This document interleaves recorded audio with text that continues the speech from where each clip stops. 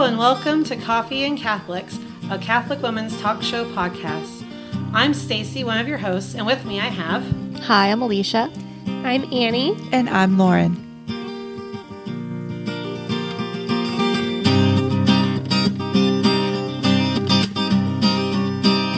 Hello and welcome to Coffee and Catholics. In today's episode we're going to talk about creating space. And what does that mean? A lot of times we hear about creating a space in your home for prayer time. We also talk about creating time for prayer.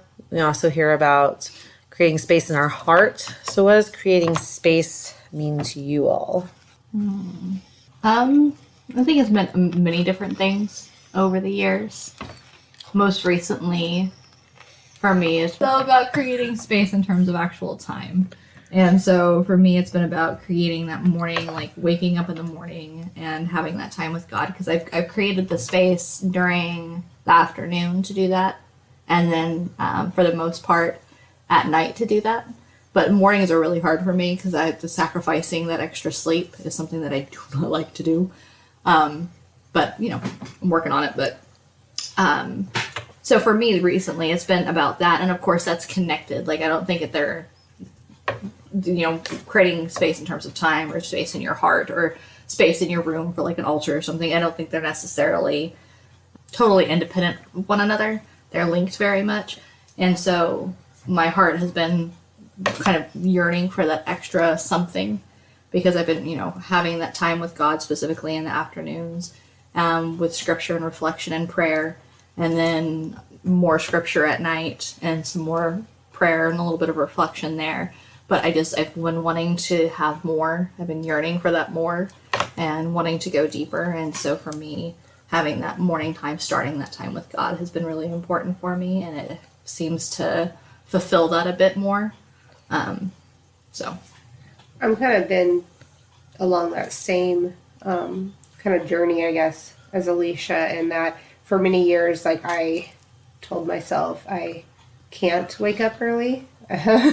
and there have been like very distinct parts of my life where I really can't, like, you know, I have, you know, babies that are keeping me up all night, and there are still times, like, I mean, I have a 9-month-old, and but this just recently I really have tried to commit more time in the morning, and it's been really well, it's both sacrificial, but then it also like life-giving to me, in that I can feel it throughout the day, that whenever I have been able to get up before my kids and actually like spend a little bit of time in quiet and reflection, and I've started praying morning prayer, the liturgy of the hours. It's been really good for me. And kind of also, I you know, there's so many things that say you don't have to do like this rote thing. You don't have, you know, just having time with God. But for me, I've kind of let go of that, recognizing that for me, that my time, like the space that I need, like I need that structure and that focus to help guide me. And so that's been like the waking up early thing. And some days it's a matter of I'm laying in bed with my phone open on divineoffice.org, nursing a baby and trying not to wake up the 3-year-old who has like stuck his feet in my back in the middle of the night and like come into our bed, or the 8-year-old who climbs into our bed at the foot of the bed. The 6-year-old's the only one who doesn't ever do that. But just going like and taking those few moments to kind of dedicate my day. But then also creating space, like, for me, like I'm trying to, in that I feel like I'm creating more space, not just in my time, not carving out like the time, but space in my heart, and saying, God, there is a time for you. There is, you know, that, you know, I'm giving this to you. You know, I look through my day and there's all these different things that go, but I have created this, for this part, it's time, this time for you. But then other times it's, I'm allowing you to use me throughout the day, not just in the morning, but like throughout, you know, the rest of the day, and whatever we need, you know, whatever you want me to be open to. And I think really giving, like changing my my schedule. Like having, like doing it, like making space in my time has helped open up my space in my heart more. Oh, I agree with you. Yeah. Yeah. Before I started having kind of like those set prayer times, wasn't really, and maybe I'm sure other people are different than me in regard to this, but since I hadn't set aside those specific prayer times to really focus on God, I wasn't really thinking about them throughout the day a whole lot. But then when I started, like, you know, I had a specific time and I set, you know, the reminder on my phone that this is the time for God, and it's however much I can give to him in that time. It's not any specific time, but whatever I can do for him right there that works for my day. Then I slowly started to integrate, like, it's not just about, like, you know, you have this time for God during your day and this time for God, but the rest of the time is for everything else. It's, again, opening up that space in your heart so that, you know, you can continually have them throughout your day. But when you said about the kids getting up, I know that with mornings, and this seems to happen like every single time, but I'm like, all right, I'm going to start getting up in the mornings, and then my kids wake up. Inevitably. They come up. They just know. Yep. Yeah. But, and then I think to myself, well, my kids get up anyways, and they disrupt it and stuff, so why continue? And I find that really interesting that it happens every single time. And I don't know how all this works, but, you know, I think God is kind of testing you. Like, are you being serious about this? Because I've said it myself, and I've heard other mothers say it. That, you know, well, I would do it, but I don't actually get the time anyways. Well, the point isn't necessarily that you're going to get this thing that you want every single time. It's, are you going to persevere in that? Yeah, I think the faithfulness is the part that matters. Where, like what you said, Annie, sometimes I have my cup of coffee and I'm able to just sit there and be by myself. Other times I'm nursing a baby. I think your detachment to the way it has to be is really beautiful. And I loved it. When I see that in my mind, the picture that you created, you know, the room is dark, you've got your phone on, there's a kid's feet in your back, you're nursing this baby, and there's another big one. You might look at that and think, ugh, but to me, that seems beautiful because that's a mother who is sanctifying her time, who is, instead of letting time order you around, you're ordering your time. And I think that's where my hang up has been before in the past about mornings, is that I want it to look this way, where it's just like me and Jesus, and we're just palling around like it did before I had kids, which is amazing. And that does happen. And when it happens, it's so beautiful. But 95% of the time in my house, that is not going to take place. No. And so I get interrupted, and I get frustrated with that because I'm a person who does not like to be interrupted when I'm in the zone. That's just part of my personality. I get really, so what the one thing that really helped this part of it, and this is for the mamas that are having trouble letting go of that time alone and needing to look a certain way every day, it's the coming to that at the same time every day that matters. That's the faithfulness. And that's where the grace comes through. Not so much how it's executed, but the grace, I think. And I have this picture in my mind whenever my kids interrupt me, during prayer especially. And I know I've told this story on this podcast before, so forgive me, but it's really works for so many different things. There was, in Calcutta, there was a reporter coming to interview Mother Teresa, and she was praying in the chapel, very much lost in prayer, as she would just kind of do that. She would just dip into prayer. You know, you read these accounts of her where she was just in it.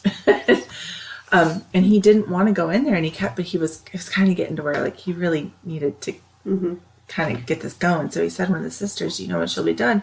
And she goes, well, just go in there. What are you waiting for? Just go interrupt her. And he's like, go, like, interrupt her in the middle of her prayers. It's what she does, you know? And she's like, no, go ahead. And then so he goes in there and he takes off his shoes and he just sits down next to her. And the account is that she turned to him with the sweetest look on her face, as if she'd been waiting for him the whole time. And they conducted the interview, and he got up and left, and she went right back to praying. Aww. And the way that the story was told by this particular author is that it's like she went seamlessly from Jesus and the reporter to Jesus in prayer. There was no interruption. It was just beautiful. So for me that was very powerful, because my biggest pet peeve is being interrupted in the middle of deep thoughts. Yeah. And I think that's been where, because for the longest time, when people talk about creating space, I thought about a physical space. Like there's a beautiful person in our lives before my husband and I were married. Actually, even before we were dating, but she was actually really vocal in our formation as a couple too. But she had like a chapel in her house, like a little room. It's just a little prayer room. And then you hear about, these other Catholic authors and things that have their space, their table, their room, their home altar. Yeah, home altars. And I would like to have that. I think those things are so beautiful. But every time I try to do it in my house, it does not work. Like it gets destroyed by my children or it gets, whatever. And so I always kind of felt like I was failing there. So then I tried the morning routine. And that worked really well during COVID, but for whatever reason, I mean, I know we're still in COVID, but like the beginning when everything was shut down, waking up, taking 2 hours of my morning while my kids played outside to read and drink, like you said, those beautiful moments was very easy for me to do. 2 hours, that's amazing. Yeah. When your kids are playing outside. Sometimes my morning prayer is, don't visualize this, Lord, but when I'm on the toilet. You got to get it in. I mean, Jesus said to pray ceaselessly. Exactly. But then, the colder months, that's not possible. And then, my youngest just started, he started getting up more when I got up. And I have a friend who said that she invites her daughter in when she does that and just holds it. I'm like, and it sounds so beautiful. And he has done that before, sat down next to me while I prayed and read his own little book or whatever. But then it's like, Mom. And so I felt like I was failing in the morning routine. Because then I did go, because the thing is I felt he needed more sleep. If me waking up was going to wake him up, what was the point of waking up? Because he needed the sleep, because he woke up too early and he was being kind of by a lot earlier in the day than he would have normally. So then I would start sleeping in again. But what has really grabbed me lately, I've been reading a lot of philosophy, but it's a lot about what Lauren and Annie and Alisha have been saying so far. But it's just this whole idea of maybe not creating space isn't, I think we think too physical sometimes. It's not about this. Yes, routines help us do this. Yes, maybe a home altar or a space with something beautiful that reminds you, with a beautiful crucifix and some religious art, helps you with that focus. But this whole idea of the openness of our hearts as the space and letting that occur whenever God wants it to occur. But, that whole, you were just talking about Mother Teresa, when somebody was in front of her, they had her attention. I've heard several stories about if, I don't know how many times my kids have asked me for something and I'm like, wait a minute. Mother Teresa, if somebody needs something, she was with you until whatever it was over. But that whole transition, because she saw Jesus everywhere. There was no difference. She was continuously praying. So that she had that openness, that space was there. She didn't need a physical space or a specific time or whatever. It was just this continuum of prayer. And maybe I'm getting a little too philosophical, but it's where I've also been kind of led this way lately with a lot of my readings, that space isn't the space, and you don't see me do my quotation marks, but isn't temporal or necessarily even of this world, but it's relational and internal. And I think that's where I think knowing that has kind of lifted a huge burden off of me lately. I don't know, I feel like I'm always trying to do better, and all I see are my feelings. And knowing that I can continuously pray throughout my day, even it's not about, yes, all those things are beautiful and they help. But what I think when my child is going, Mom, Mom, Mom, Mom, Mom, for me to be able to take that breath and turn to him and see Jesus in him and calmly say, yes, dear, or as St. Zelia would say, yes, my child, is that, just and not having that difference. Like I go from my prayer straight to him and there was no difference. And that's what I've been, just knowing that has been like a big relief lately. Yeah, and I think it's just welcoming whatever whatever comes is part of what he's allowing and what's his will. And so you're able to just, not that anybody does that. Well, we all get frustrated when we get thrown curveballs, especially certain personalities. It's very difficult to recover from that. But the point is that you are recovered, and it may be slower, but you're getting better and better at expecting to be interrupted and expecting to be inconvenienced. St. Teresa of Avila, I was reading her the other day, and she said, when you can stop being so offended by other people's imperfections, like so stunned that someone could sin against you, when that can not create such a reaction in you, then you're growing spiritually. Yeah. When you can just be like, somebody, not that you're unfeeling or that you're stuffing your feelings, but that you understand that is part of the whole process is just not being so offended all the time when someone gets in your space or gets in your time or gets in your routine or messes something up. I think it's that reaction. Let's talk about that, because I think that reactivity is our biggest enemy in the spiritual life, but also in our emotional lives with our families. This is something that I talk a lot about with my husband, and I learning to tamp down reactions to things and to our children and to each other, to stimulus. Because part of building, we talk about spiritual space here, but emotional and mental space are important too. Not filling that void when we're bored, not picking up our phone, not rushing to the next thing because we have 5 minutes free. Oh my gosh, I should. Like just learning to just sit with that 5 minutes free that you have. Why is that so hard? Well, because a part of it is in our society, and that we have a running ticker in our head that we have to be productive and we have to get things done. And if we don't, oh no, or how will we measure ourselves? Yeah, I even find myself I'm on my phone and I'm like, okay, I have set on my Safari home screen on my phone the litany of humility, to remind myself, okay, stop and do that. But it's I'm even okay, well, I got to get on my phone and at least read a prayer. I can't just be doing nothing. And that's exactly what the enemy wants. Yeah. And what I think the biggest attack right now, if you look across the board at all the ways that the enemy is strategically trying to break down the church, some are very obvious and very loud, some are more stealthy. The absolute absence of silence in our lives, the rush to fill every single empty moment with some meaningful thought or some meaningful practice is a sneaky little way that the enemy is trying to keep us from ever being able to hear the voice of God. I think that this creating a space is very much tied to resting in God. Rest. Mm-hmm.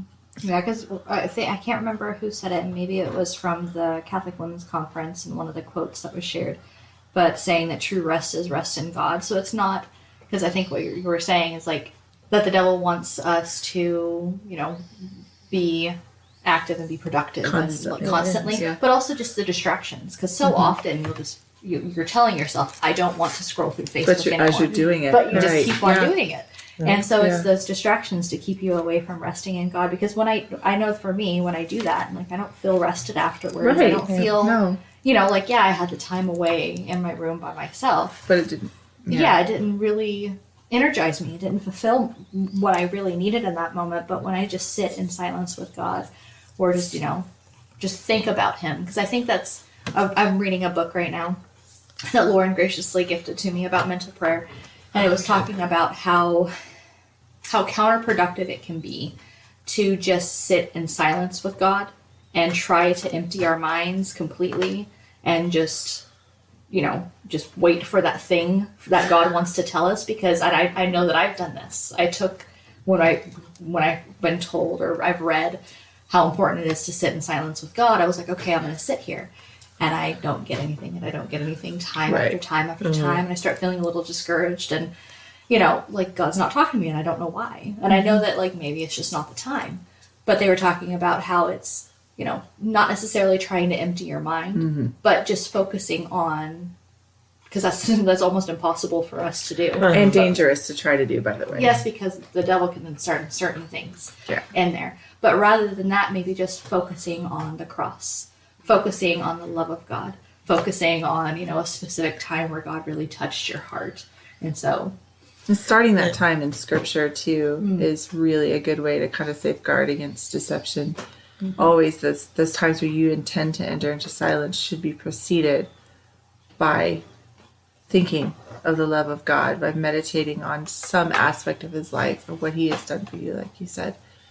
Because there are movements, even within the church, I'm going to get on my soapbox a little bit here, which will align itself closely to mindfulness or to this idea of interior silence, of emptying the mind of all things, or just focusing on repeating a word over and over again. And those are actually quite not only counterproductive but dangerous to a believer's spiritual growth. We need to be focusing on God. We need to be shifting our minds back to him. And when those distractions come, as they will, you just send them on their way gently and go back to the cross. And that's, so we have to be really careful not to take the world's counterfeit of meditation and not understand what Christian meditation is and the difference between the two. And they are. And if you want to know more about that, read the 4th section of the Catechism. If you're just curious about what should my prayer life actually look like, the Catechism is actually an incredible, beautiful, just compendium of Christian prayer, shockingly. But a lot of people never make it that far because you start at the beginning and you're like trudging through and you're like, oh my God. But you know, in the 4th section, if you skip and you go to the 4th section, not that you should ever skip it, but if you're to do a concentrated study, it talks about some of these dangers, about, you know, trying to do it just right and make sure that it's just perfect and empty your mind and all these things. That's just not really how humans work. So I just wanted to issue that disclaimer. I'm glad that you brought that up because I think that is still going around a lot. This idea that we need to have our minds empty and silent before God. That's not the silence of God. Mm-hmm. It's an interior focus on him. Yes. That's the silence. Mm-hmm. Drawing our minds and our faculties back. And I think our routines and things are important to help us start to do that. So I don't want to, I think earlier I might have said I didn't want to come across saying don't create a time to pray. Yeah, agreed. So routine is important. Routine is important. It's kind of like, they help you create the habits so that you can continue to expand and grow. They don't, but my point is don't give up on your routines just because you're distracted either. Right. Because that's what I was doing as my son's getting up and in the middle of my routines, stopping me from doing it. I'm like, what's the point of doing this? I never get it done.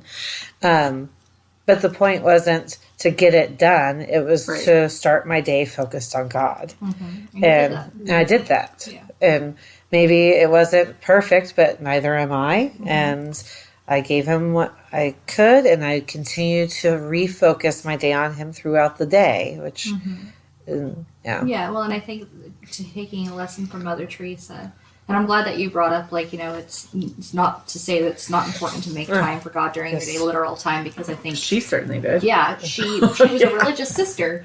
She prayed 2 hours. She had vows to create that space for God every single day, and that's what led her to the point of being able to see Jesus in everybody. And so, related to that, when if you have children, they interrupt you, being able to turn to them and see Jesus. And even if, I have a hard time with that because I try to, visualize it and it doesn't work. Yeah. I'm I don't understand here. But, when they come up to you and they say, Mommy, in the middle of your prayer, and they're saying, I need breakfast, or I need you to, do this or that for me. Looking at them and being I'm washing the feet of Jesus here. I'm feeding Jesus. Just bringing that to your mind. Mm-hmm. And that's probably what Mother Teresa did. Mm-hmm. I'm praying here before Christ and having a conversation with him. This man comes up to me now I'm talking to Christ, and I'm obviously I don't want to sound heretical there. Like, She would tell you that. She would say the exact same thing. Yeah, Christ is in this person, and so what I do for this person, I do for Christ. I'm loving on this person, I'm loving on Christ. Yes. I think And 9 times out of 10, I'm sorry to interrupt you, Annie. If you just kind of meet that need, you might be able to get back to what you're trying to do a little faster. You don't want to have that intention because then you've made that the goal. But going and meeting that little emotional need, whatever it is, that physical need, then all of a sudden they're sated and and if they're not, then they must need more of the Jesus that you need too. And I think it's almost like the Lord is saying, bring that baby to me, into my space.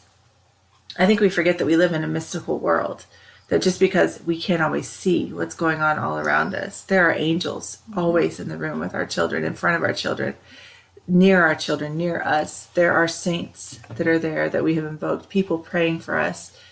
We are completely and totally surrounded by the mystical world every second. And the irony is that half the time we don't even realize that. Mm-hmm. But when you enter into prayer, you dip your finger into that stream, that completely opens up. And you are bringing your child to the foot of the cross with you. The graces that you receive, so will that child receive. So, I'm kind of, this is a win-win situation. Just super, super fast. I love that you said that, because we're talking about how we can, do this for Jesus by helping our child, but by turning our focus away from our specific prayer time and meeting the need of our child. Like, we're doing it for them, but we're also being Christ for the child. Yeah. Yeah, so I love that you said that. I think it all comes back to what you said, Lauren, earlier about, you touched on that, the reaction or reactivity. I guess that's the same thing. But I had a conversation with Lauren several years ago. I don't know if she really remembers it, but I had been reading Matthew Kelly's book, Rediscover the Saints, and he was talking about St. Francis and about how, God told St. Francis, repair my church. And so what did he do? He went out and he repaired the church. He fixed the church. But that wasn't what God was asking him. He was asking him to repair the interior of the church. Mm-hmm. So there's that difference between reaction and response. Mm-hmm. When you react to your child, when you react to, whatever it is that God's calling you to, versus responding and listen, and that there's that listening aspect and that, really finding the heart of what God wants us. Mm-hmm. Yeah. And we talk a lot, because we're moms, about children being distracting our time or taking our focus and trying to create that focus, see Christ in them. But, for any of you who aren't married or aren't moms, you have to do the same thing with other distractions. Like, you get a phone, you sit down to pray, you've got your time, and you get a phone call, or you have to make sometimes my mom doesn't usually call me at this time. You have to take that call. Those are don't react, and you still have to think about your reactions to those. Don't go, another interruption to prayer. Okay, just take it as it is and read and just continue with your journey of Christ. I just want to acknowledge that there's other distractions besides kids. Okay, I think that's really good. Yeah, because even at work, itself is a part of a trauma response. Mm-hmm. When you are finding yourself just flying off the handle really quickly at something your kid does, or very triggered by something they do, and you just react instantly like that. They say that trauma doesn't come back as a memory; it comes back as a reaction. And so when we're having these very strong reactions to the things that our children or our spouses or our friends or our bosses are doing, that is an indicator that something is going on in our heart that we need to make some space for. Mm-hmm. If we can make our space between the initial instinct to react, that little pause that we can take to let Jesus respond to our need there, that creates mental space, which is what we're also talking about, not spiritual space, emotional space. I was about to go. But mental space to be able to say, wow, that was a really strong reaction inside of me. I don't want to pass that on to my child. I want to teach them how that is how you respond. What happened? What's going on inside of me that I'm feeling this way, that something happened? And I know that seems kind of, some of you are going to be like, okay, come on, seriously.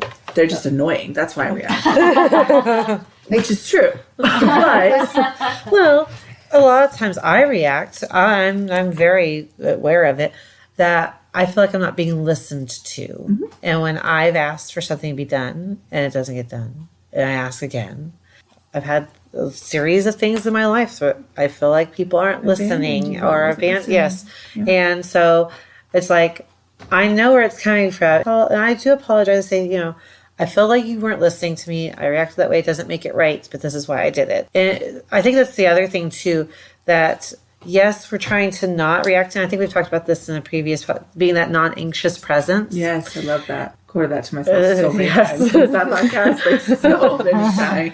And so we work towards that. But I think the other part of that is also owning up to, we're Catholic, so we do this in confession also, owning up to our feelings. And I think we do that with our children, with our friends, with our coworkers and things like that too. Like, so if you do react, don't just act like it didn't happen. Own up to it. Say, you don't have to go into your whole life story. I'm really bad about doing that too, is giving the whole background as to why I reacted that way. But just going in saying, I did this and it doesn't make it right, but there is a reason behind it and I'm sorry. And just own up to your reactions. And then, yeah. And that's what I try to do with my kids, is tell them, like that. This is, I yelled and I shouldn't have done that. I should never have done that. I, did whatever. I should not have done that. The reason why I did it was this way. I should have taken a breath and gone on. I've got into conscious discipline a bit and I still practice some of those things. And so for me, like, I try not to say, I'm sorry about this, but this is what you did, because the but, basically it negates what I just said about I'm sorry. And it's like, I'm sorry, but you did this thing over here. So like, I try not to do that, but that's just what I learned from that thing or whatever. So I try to take that into account when I'm doing it. So it's kind of hard though, because I'll be telling them and I'm like, so I reacted this way, and then I'm trying to think of like the other words that I can use. And I'm like, how do I phrase this? I don't know. But one thing that I learned from that type of method of parenting is that there's like a scientific reason why we fly off the handle. Is because when we have that reaction, we get mad, we get whatever the reaction is, something happens to us. There's different parts in our brains where we have like emotional kind of side of our brain and a more thinking side of our brain. And when we lose control like that, it pulls oxygen away from the thinking and rational part of our brain and pulls it into the emotional. So one thing I've been really trying to do, and my kids are good at reminding me, is to, when I feel that way about my kids doing something or about somebody else, my husband doing something or whatever, I like try to remember to stop, and I take a really big deep breath, sometimes like 50 of them, because it literally physically gets oxygen back into the thinking side of your brain so that you can actually think, because otherwise like it's physically much more difficult, if not impossible, to do it. Well, and the reason being for the emotional, what you're calling the emotional part of the brain, is also where our flight and fight reflexes are. Which is where the sits. Yeah. And so I love that you started bringing in the mental health part of it, because I think, I know we're talking about creating space, but routines, mental health, physical and spiritual health are all intertwined with each other. So when you're working on your spiritual health, growth there is going to help your mental health, and which is going to help your physical health, which is going to help. They're all tied within each other. So I think it's important to, if there's a mental block, for you to create space to, like you were saying, why am I doing this? To go into that and see why this is affecting things. And that will open up the spiritual, and it'll open up our ability to create the routine too. Because if we know this is the issue, I know I can do this as part of my routine to try to help that. I can breathe when I feel that way. People don't think, sometimes people think of routine as our schedule, but it's also the things that we do when we feel certain ways also. Rhythm. Yeah, our habits. Yeah, our habits are a Well, I part of think our the thread routine. along this whole conversation, if you can catch it, is less reaction Yes. to stimulus. Like when we're interrupted in our routines, when we're trying to make spiritual space, don't react to that so much. Mental reaction, tamp it back a little bit, pause, take that step back, that deep breath. Know that it's okay when people offend you. It's okay to be interrupted. Some of us genuinely, if you look at our emotions, we generally believe that it is a crisis if we are inconvenienced. Mm-hmm. You can see that by our, like, we're like, what? But that, and we don't consciously do that. It's just where we're at in our space, in our life. But just not having the space to just kind of move that reaction back. Mm-hmm. It's about the heart. Get stuck on the physical, you're going to lose the heart. And as always, thank you for joining us. Thanks. Thank you. Join us again in 2 weeks when we continue this discussion. Until then, may God bless you and may Mary accompany you.